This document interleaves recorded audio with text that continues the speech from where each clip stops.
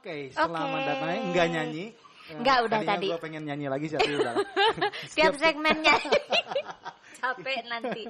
Jadinya konser nanti Iya. berdua jam bersama Fajar. Mungkin Abadi. nanti bisa ya ada atau Ya nanti kan kita kan bakal bikin festival selak. Iya. Nah festival selak. Nah, nanti mungkin Fajar langsung jadi opening ininya, Betul. opening bandnya. Nanti daftar. Tunggu aja. Nanti dikontak sama produser kita Ari. Iya. Oh, enggak.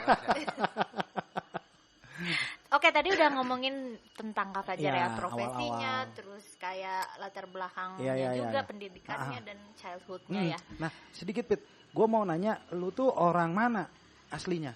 Tadi belum dibahas. Oh iya. Kan kita di Bandung nih sekarang, sobat KTP selak. mah Bandung. KTP Bandung. Nah tapi sebenarnya lu orang mana sih? Besar di mana? Besar di mana? Itu gue pengen tahu. Dari lahir di Jakarta sampai SD di Depok sampai SMA.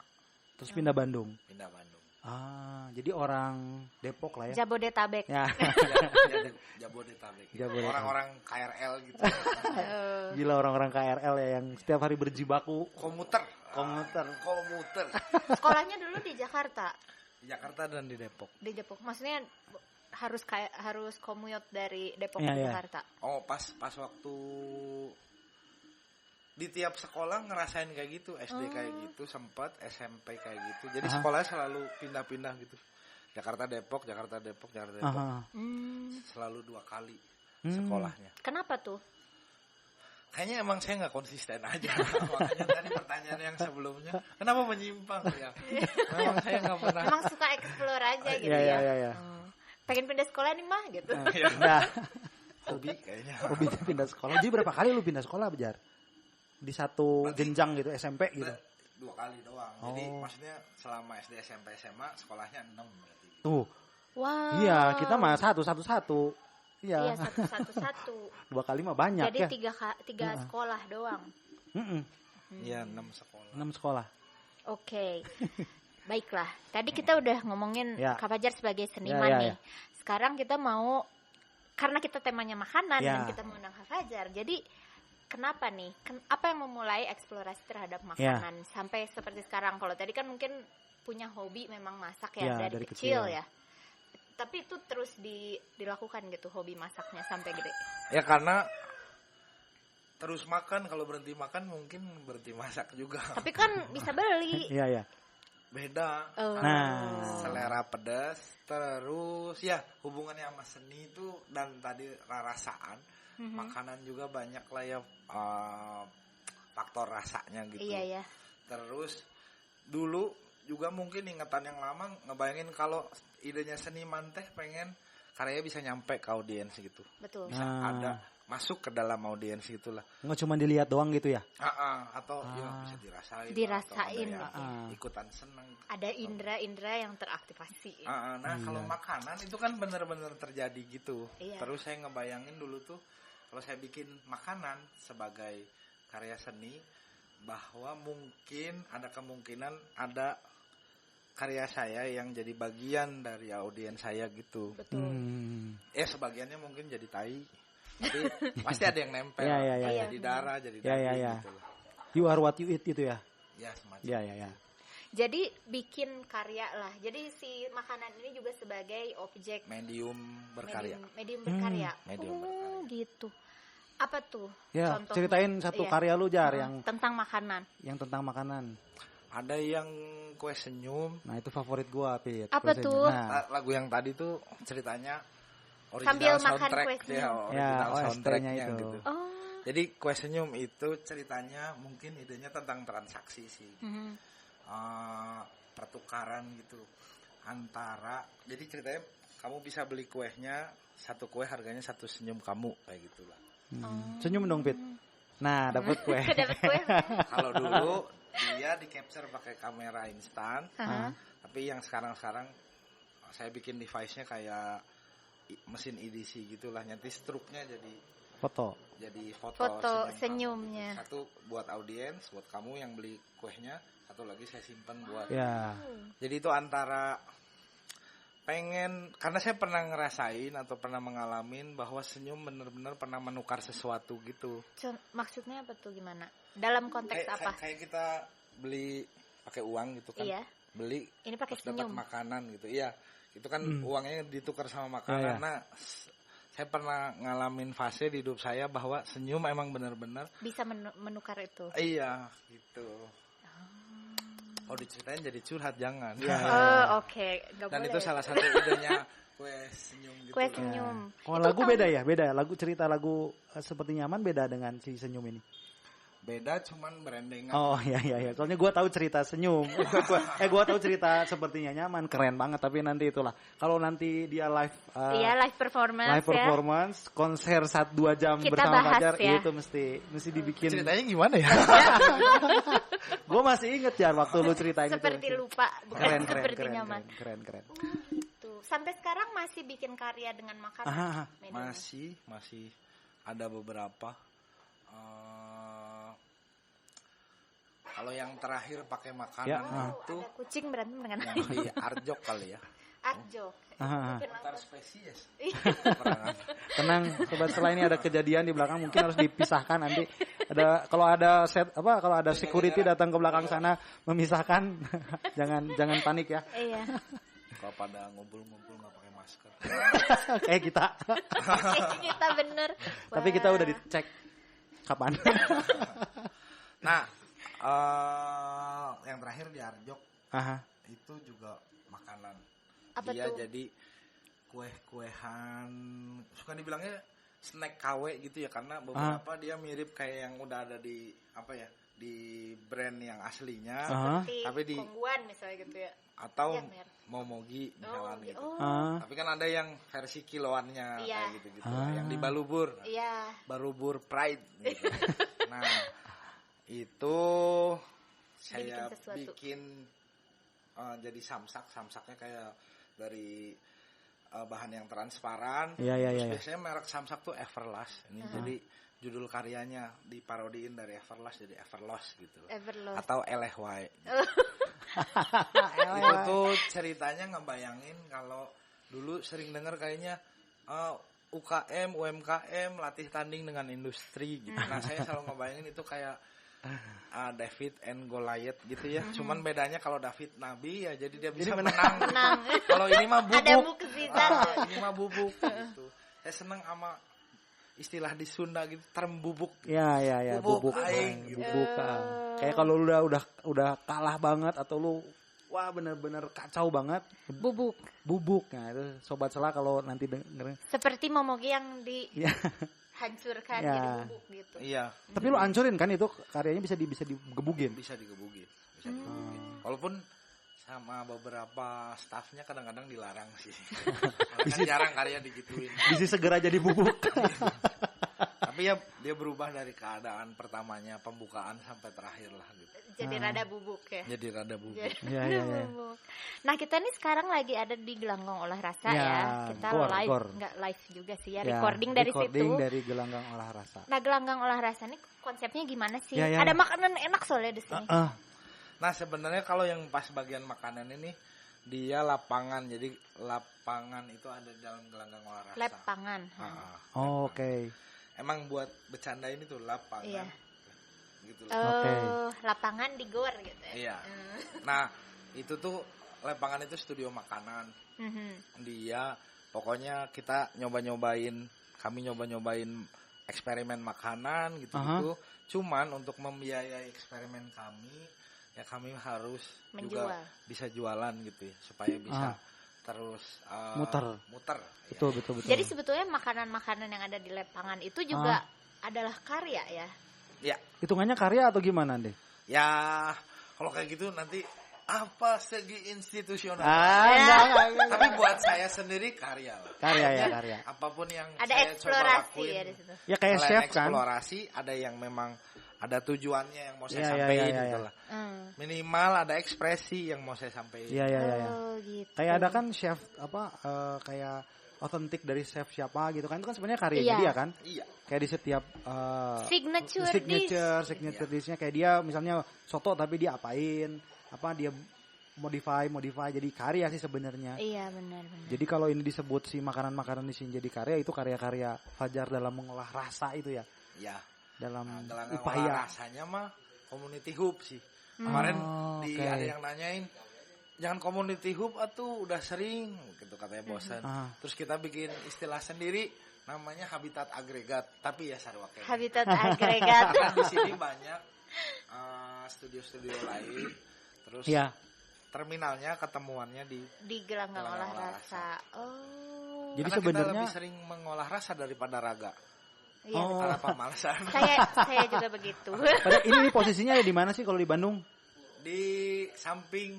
Gampangnya di mana? Taman. Jadi kalau pada mau ke Tahura, nah daerah situ deket ya? Iya, ada gelanggang olah tinggal rasa. cari aja di Google Maps. Map ada. Sembari makan, sembari menikmati seni juga ya di sini. Dan menikmati ucing berantem dengan ayam. Perkelahian antar spesies. Betul. Nah, mau nanya nih. Ya. Kalau misal pendapatnya Kak Fajar sendiri tentang makan, kegiatan makan dan makanan, apa sih? Bukan opini. Menurut sudut pandangnya Kak Fajar, makan tuh apa? Makanan tuh apa? Ya. Makan itu penting. Lapar Ramennya nggak ada. Oh ya ini Sobat Sela kalau kesini ramennya mesti dicoba. Udah mestilah. Iya, udah approve ya. Sambil diiringi lagu tadi udah beres.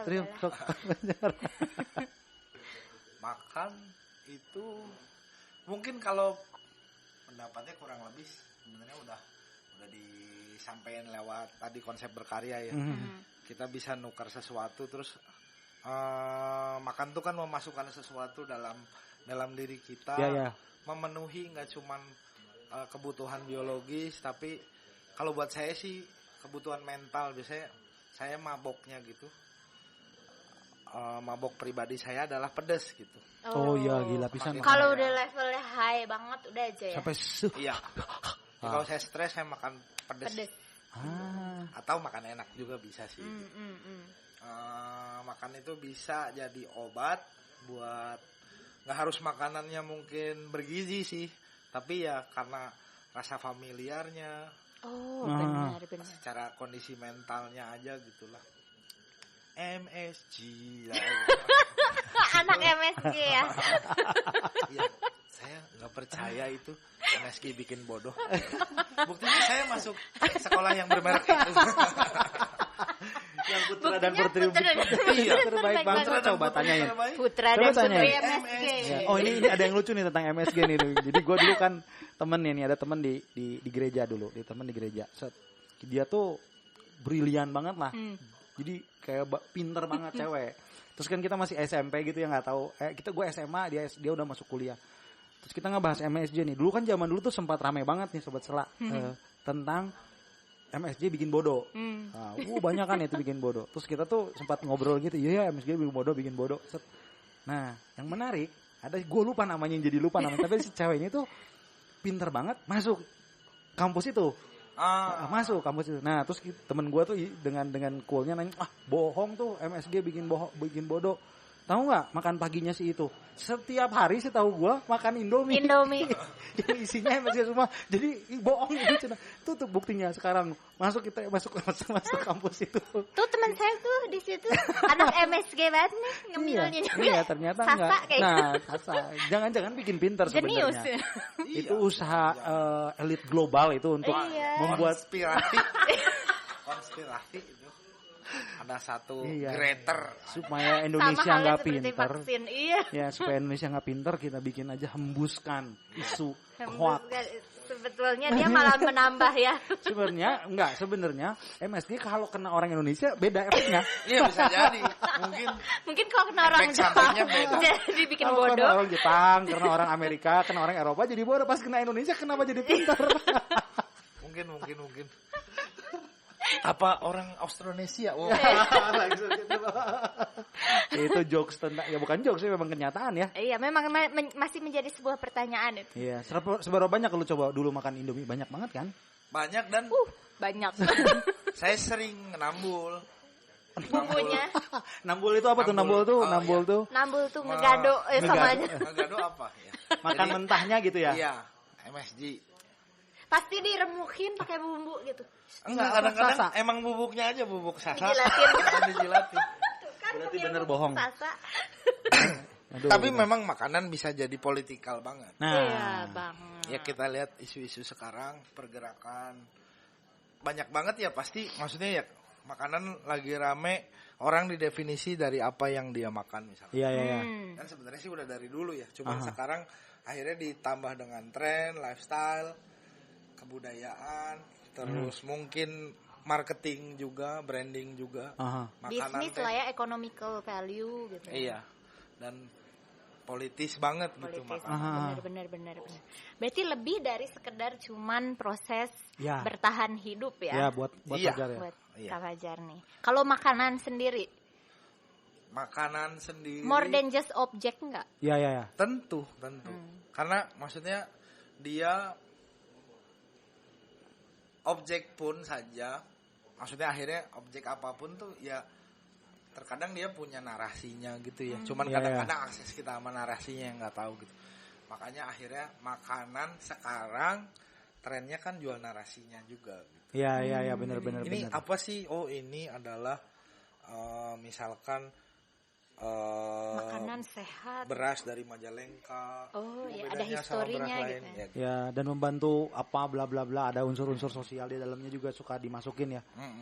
Mungkin di Indonesia agak belakangan aja ya, karena biasanya tahunya beras ya Cianjur, beras Cianjur. Iya. Padahal pasti kan mungkin tanahnya beda, berasnya beda. Betul. Akhirnya bagusnya saya setuju sama si penarasiannya tuh karena kita jadi lebih ngapresiasi ruang hidup kita juga sih gitu. Dan mungkin orang-orang yang mengusahakan ya Sok. heboh. Saya Anaknya MSG. Tenang jar, gue pegang jar. orang-orang yang mengusahakan makanan itu hadir Iya, pasti kan, benar. kecuali ya bahkan Doraemon aja tetap ada Doraemon ya, maksudnya makanan itu hasil dari usaha banyak orang pisan gitu Ya. ya. Banyak pisan yang usaha untuk hanya sekedar Satu piring nasi satu kita piring gitu nasi. ya. Kayak usaha sampai situ tuh kayak energi yang dihabiskan tuh Banyak banget. Ya. Iya. Dan chain-nya tuh panjang Iya. gitu ya. Untuk makanan sekitar 10.000 di warteg gitu. Benar Iya. nggak? Itu tuh waduh banyak banget cerita yang panjangnya ya. Apalagi misalnya yang itadakimasu gitu kan, berterima kasihnya ke makanan gitu Benar. kan. Jadi emang ya kita pun punya transaksi sama bahannya itu sendiri. Mereka menukar hidupnya buat kelangsungan. Kira deep banget ya Deep memang. Banget loh. Deep banget, luar biasa pandangan Oke, Kak Fajar. kayaknya ini tentang kalau mau makanan. next question ini akan menarik dan lebih Panjang. panjang. Takutnya nggak cukup waktunya. Jadi kita bakal lanjutin lagi. Ini tadi udah sampai itadakimasu. Itadakimasu menarik. itu Nah, konsep yang sangat sangat menarik banget. Menarik. Oke, kita lanjut lagi di sesi ketiga ya, Ya. teman-teman. Yuk. Oke, Selamat jumpa lagi bersama podcast Sela di segmen ketiga. Iya. Tadi kita banyak Tadi kita ngobrol. kepotong. Tadi kita sengaja potong supaya kita bisa pindah dan Iya, ngobrolnya lebih panjang lebih karena ini panjang. menarik banget nih. Bener. Tadi tentang konsep apresiasi terhadap makanan. Ya. Itadakimasu. Itadakimasu. Itadakimasu. Kalau Ipit orang gimana Jepang, Pit kalau di Jepang pengalaman Iya, Ipit tentang jadi itadakimasu? kalau misalnya sebelum makan, kita harus bilang itadakimasu dulu. Bilangnya tuh bukan ke kalau gini kan kon gua makan. Saat makan semuanya, berarti kan ke Fajar sama ke Ipit kan? Ya, Kalau ini bilangnya ke siapa? ya sebenarnya. Itadakimasu itu ke arahinnya ke mana? Itadakimasu. Kita ada Jumat. Kecelet wae gitu orang. Itadakimasu. Cuma aku mah Pit itu gimana Pit? Ya sebetulnya kan artiannya kayak let's Nah, eat gitu kan. oke. Mari makan gitu kan. Tapi walaupun sendiri nih orang Jepang tuh Nah, ya bilang kayak gitu juga. Ah. Walaupun dia makan sendiri. Jadi sebetulnya itu kayak mengkondisikan posisi dia dengan makanan. Let's eat atau ya seperti bersyukurlah ada makanan gitu ya kan berarti jadinya. lebih sebenarnya konsep awalnya tuh lebih kepada tadi berterima kasih terhadap si makanannya itu. Ada exchange itu gitu. Jar, menurut lu gimana? Tadi lu kan yang Jika nama sepertinya. Mungkin kalau ada sobat Sela yang tahu Iya, sejarahnya, yang tahu sejarahnya gimana aku sih nggak silahkan tahu ya. tulis di komen yang banyak. biasanya sobat-sobat wibu tahu. Nah, berarti Karena saya dulu kan dari anime kayaknya. ya itu kan semua itadakimasu dari situ. Iya, tapi soalnya memang yang menarik waktu aku lihat sih ya waktu di Jepang gitu. mengenal konsep itadakimasu itu tuh kan awalnya dipikir bahwa itu tuh kalau misalnya makan bareng-bareng. Ya. Selamat eat, makan gitu. semua. Ayo makan gitu kan atau apa itadakimasu gitu. Ternyata enggak, orang sendiri pun itadakimasu. Apa gitu. karena orang Jepang? Orang Jepang kan suka aneh-aneh ya. Sok segala hal yang unik-unik ya. Iya, benar. Semua hal yang unik-unik di semua pop culture ditesnya tuh di Jepang. Lu cek sepatu-sepatu yang aneh, merek misalnya Puma atau New Balance, ada khusus Jepang.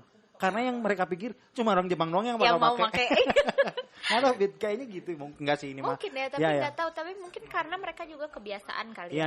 Kebiasaan terhadap makanan tuh ya kayak gitu. Kebiasaan itu mungkin kultur mereka makan juga mungkin mungkin cara makan. Budaya ekspresinya. Gitu. Tapi itu jadi apa ya? Jadi membuat suatu pertanyaan gitu. Kenapa apa mereka cuman mau cuma kebiasaan aja gue kalau makan nyebut gitu atau memang itu tuh memang praising sesuatu di situ. Katanya mah di Sunda juga ada sebenarnya, tapi bukan pas lagi makan mungkin, tapi pas lagi kayak panen gitu. Minta izin ke pohonnya, ngobrol lah sama pohon. Oh iya kemarin gue baru dari yang tadi Ipit ikutin kemarin gue ada bukan kuliah sih, kerjaan gitu. Terus itu tuh ternyata waktu mau nanam minta izin gitu ke tanah. Gue bakal naruh benih. Nah, nanti waktu mau nyabut terima kasih. Ini udah kayak nitipkan benih, tau nggak? Jadi kalau nanam tuh sebutnya nitipin ke tanah, ke alam gitu. Nah, jadi ada proses memang berterima kasih pada proses besarnya sih. Kalau di Sunda mungkin bukan ke makanannya, tapi ke perjalanannya itu dalam setiap stepnya kali ya. Yang tadi lu cerita. Yang apa semua subjek gitu ya. Iya. Bukan objek aja gitu ya. Bahwa di situ tuh ada juga semua hidup. Iya. Benar. Oke, kalau misalnya Kak Fajar sendiri tapi ngelihat makanan seperti itu. Iya dong. Bukan sebagai objek semata ya. Iya. Yang bisa dieksploitasi. Asik. Ya sebenarnya eksploitasi kan juga nggak harus artinya jelek. Cuman paling nggak ya gitu. Proposalnya jelas, terus dia bisa ada pertanggungjawabannya gitu, misalkan kayak nasi yang sisa semalam diolah lagi jadi gitu. nasi goreng atau jadi rengginang gitu. Biar sustain juga ya. Iya benar. Ada nih yang menarik jadi pertanyaan nih. Sekarang kan ini udah apa ya istilahnya kafe gitu ya bentuknya. Udah komersil gitu ya makanannya gitu. Gimana untuk delivering konsep itu ke penikmat makanannya gitu. Mungkin kan yang masak nih Kak Fajar punya konsep bahwa kita tuh misal harus berterima kasih atau mengapresiasi makanan, bahan makanan dan lain-lain. Tapi yang makan kan belum tentu nih punya konsep seperti itu. Gimana biar itu tuh terinformasikan atau ke-delivered gitu ke mereka? Itu juga pertanyaan besar. Pertanyaan bagus ini, asik. Biasanya kalau narasumber keren tuh pertanyaan bagus hari ini. Gimana Jar?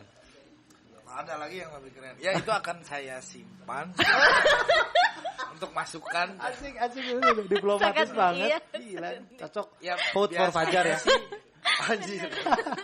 Biasanya sih memang salah satunya kan mungkin dari pengelolaan menunya juga porsi yang lebih baik yang misalkan kurang gitu ya daripada kebanyakan.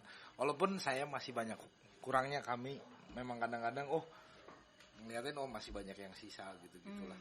Cuman selain dengan porsi ya bisa dengan cerita juga. Ada dibuat cerita gitu. Ya diajak ngobrol tapi enggak yang setiap meja terus diajak ngobrol juga sih. Aneh juga ya. Aneh juga jadinya. Karena kayaknya mungkin nggak punya kemampuan buat tiba-tiba orang lagi makan sebentar. Dari makanan yang Anda makan. Baliklah Jar gitu. Ya dibuat prosesnya mungkin senyaman mungkin buat orangnya dan sayanya juga gitu ya. Kalau sayanya nggak bisa melakukannya ya nggak dipaksain juga gitu. Tapi yang jelas dari porsi, dari akhirnya misalnya makanan yang nggak habis tuh rasanya sih jadi kritik juga gitu ya.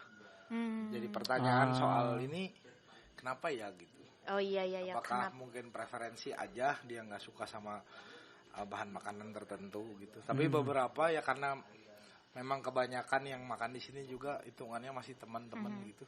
Jadi feedbacknya bisa langsung misalkan saya nggak suka sama daun ketumbar gitu. Jadi nanti saya mah suka itu membuat rasa itu unik. Koriander ya. Oke.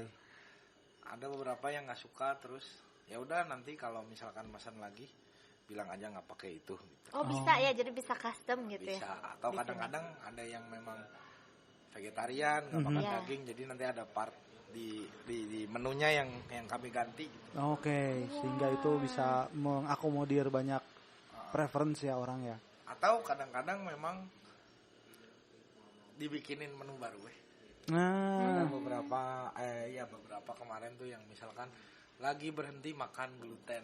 Terus apa aja yang nggak boleh, roti, nasi gitu-gitu. Jadi cuman boleh protein sama sayur. Ya udah, jadi dibikinin menu khusus. Dia minta range harganya segini aja sama kayak ramen. Oke. Udah dibikinin. Oh, kirain lu pindah aja ke toko sebelah. Kalau aku sih kayak gitu. Udah pindah banyak aja minta. gitu. Banyak.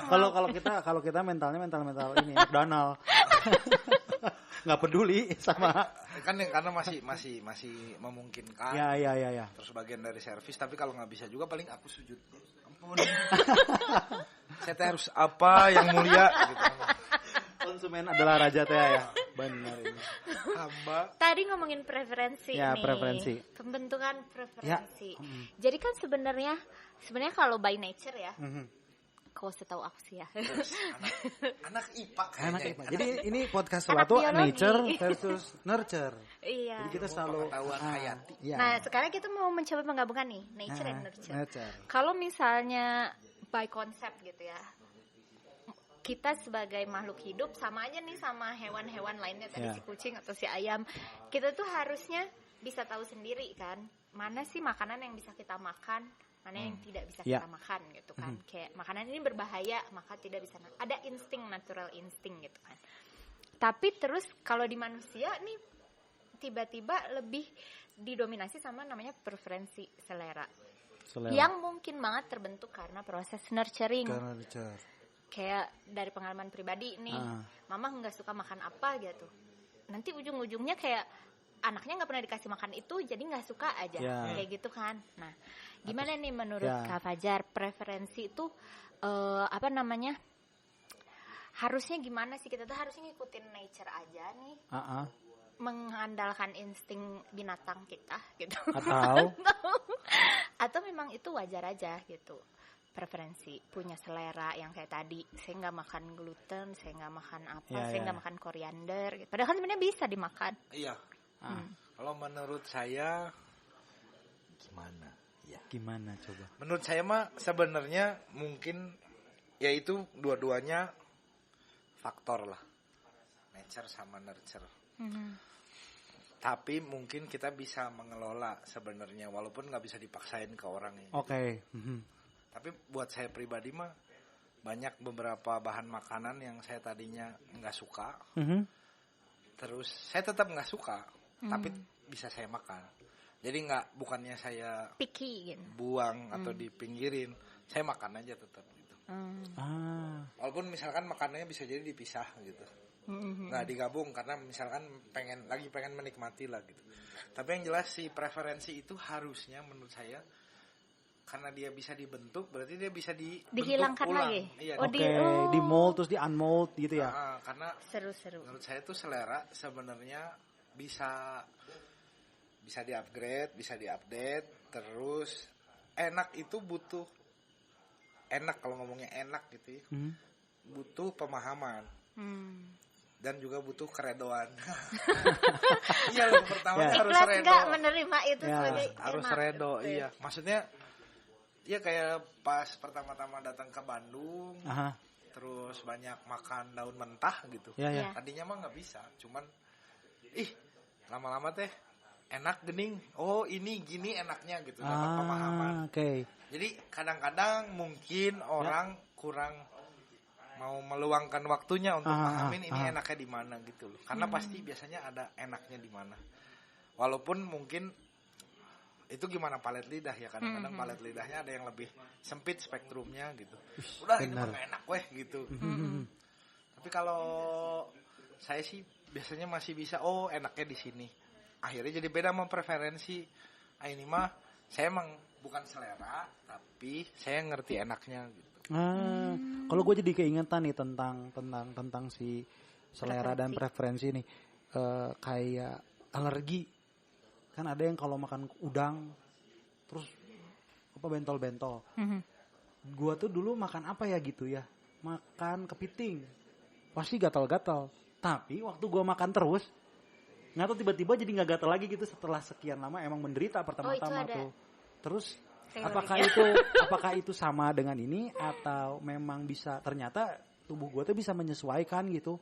Jadi gue pikir kadang kan orang yang iyalah mungkin ada beberapa yang alergi kacang yang langsung jadi sesak napas atau gimana. Cuman kalau ngelihat beberapa alergi yang lain ya, nggak mengeneralisasi, ada yang sebenarnya cuman masalah tidak dikenalin aja atau nggak dikasih pemahaman si tubuhnya tentang di mana sih si tubuhnya bisa menyesuaikan si jadi adjustnya tuh di pelan-pelan tiba-tiba jadi bisa makan kepiting. Betul. Gimana Pit itu katanya tadi itu ada itu memang ada teori imunologinya. Nah, ini penting. Keluar nih deh. Jadi ini juga soalnya kejadian. Aku tuh kecil alergi udang banget sampai bengkak sampai demam aja. Nah, jadi itu tuh dianggap sama tubuh kita tuh sebagai sesuatu yang asing. Kita tuh nggak punya pengenal gitu di situ. Antibodinya tuh nggak ada. Nah, nggak kenal. Nah, ada dua cara nih. Tapi ini memang risky banget untuk menghilangkan alergi. Yang pertama adalah didedahkan dengan dosis besar dalam waktu pendek. Iya. Tapi bisa mati ya. Kalau kitanya nggak kuat nih, kalau tubuhnya nggak kuat. Cuma setelah itu udah gitu. Berarti kita mah kuat. Berarti ada dua result. Berhenti nyawanya. Berhenti nyawanya tuh. Yang kedua apa tadi?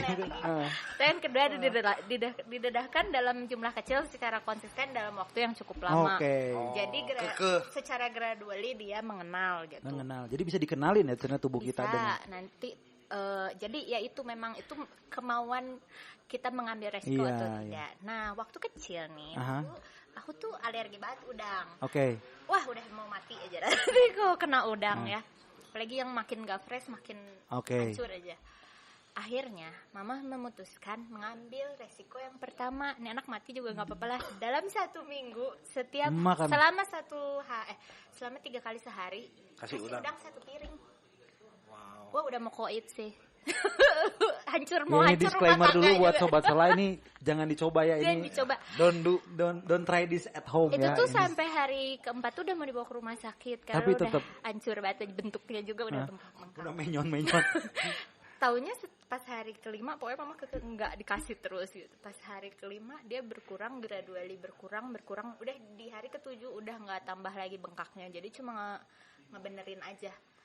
Setelah itu udah deh aman. Sampai sekarang kayak apa juga makan ya itu tuh bisa. Tapi luka terhadap Mama masih jadi trauma. Kita harus panggil psikolog.